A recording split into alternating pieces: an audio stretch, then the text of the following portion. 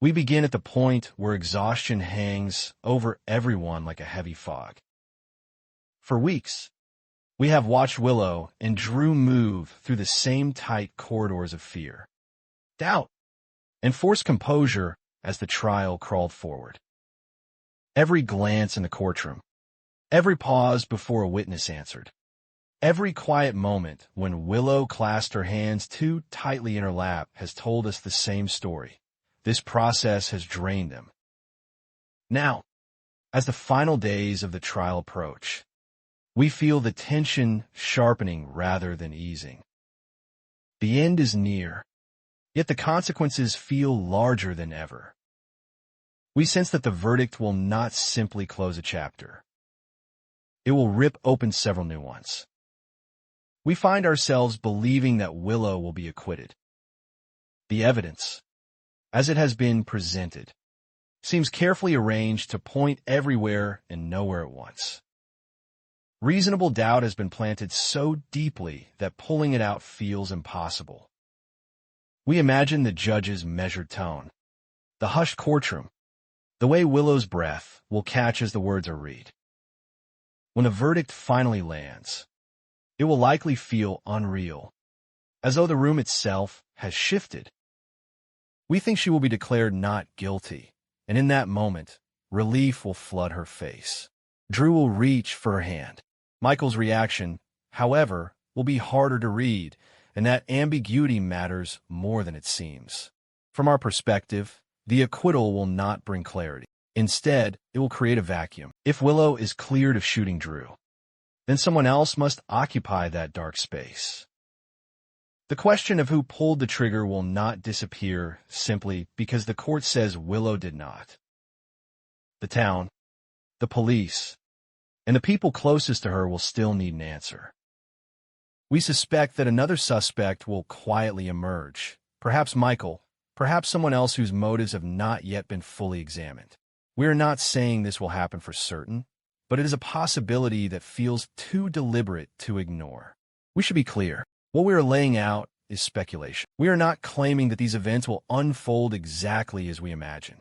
Hypothetically, the writers could take this story in an entirely different direction.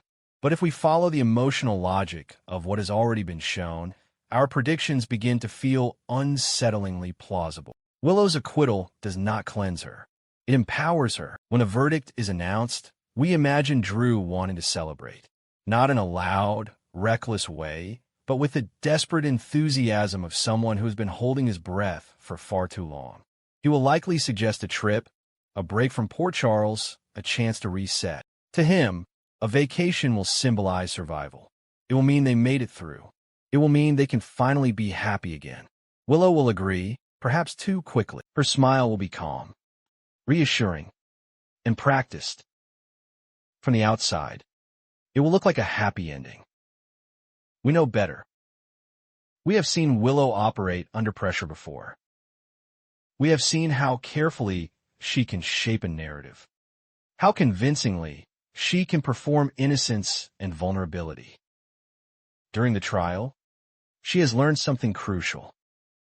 She has learned that the system can be navigated, that truth can be blurred, that even something as violent as a shooting can be wrapped in enough uncertainty to disappear.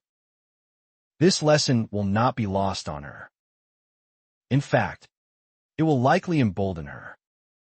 We think Willow may begin to believe she is untouchable. If she has already escaped prosecution once, why would she fear it happening again? This confidence, possibly even arrogance, could push her toward a darker decision. The vacation Drew imagines as a celebration might become, in Willow's mind, an opportunity. We need to talk honestly about her feelings toward Drew. Whatever affection once existed between them now feels thin, strained, and transactional.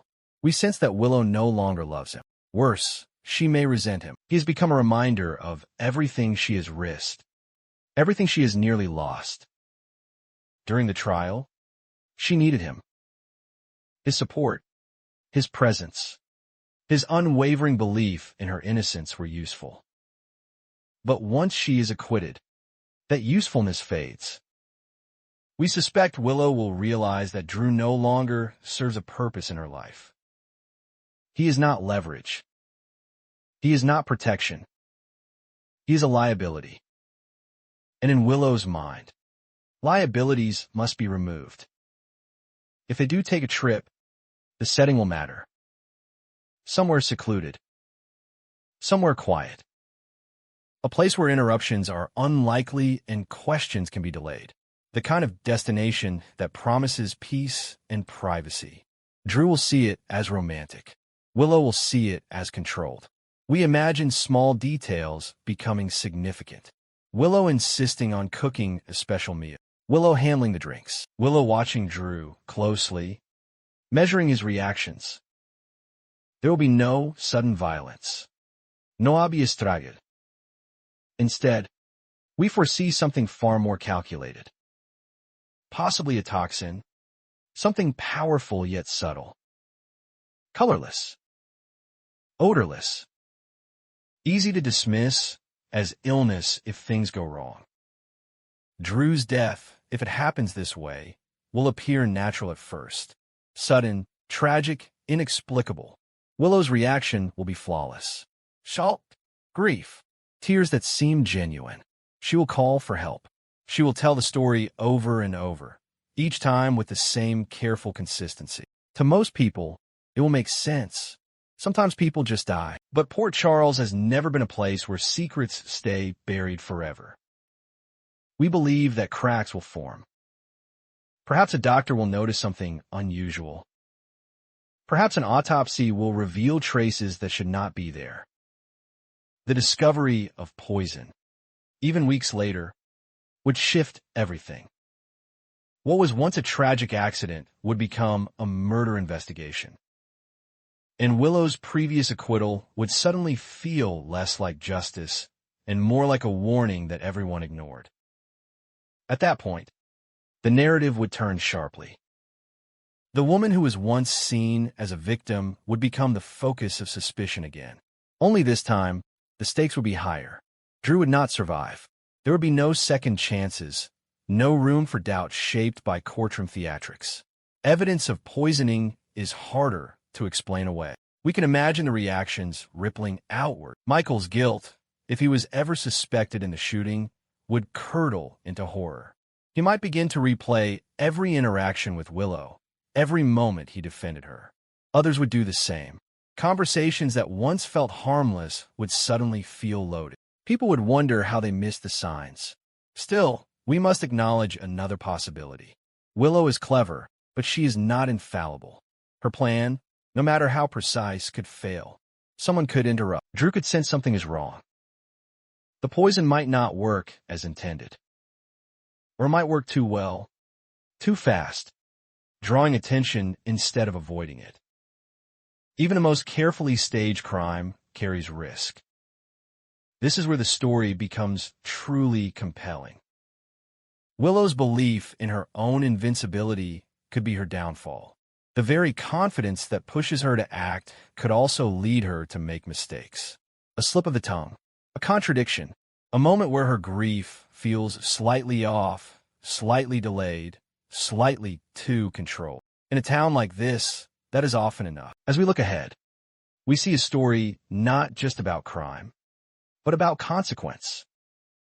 Willow's acquittal would not be the end of her arc. It would be the beginning of something far more dangerous. The moral imbalance of someone possibly guilty walking free would demand correction. Whether that correction comes through the law, through exposure, or through personal ruin remains to be seen. In the end, we are left with a haunting image. Willow standing alone, having achieved what she thought she wanted, only to realize that freedom built on deception is fragile. Drew's absence would not bring peace. It would amplify the silence, the scrutiny, and the weight of what she has done. We close this story knowing that nothing in Port Charles stays hidden forever. The truth has a way of resurfacing, often when people least expect it. Willow's journey, from accused to acquitted to possibly something far darker, would be a reminder that escaping justice once does not mean escaping it forever. And as viewers, we will be left watching closely, waiting for the moment when the performance finally cracks and the real story comes into view.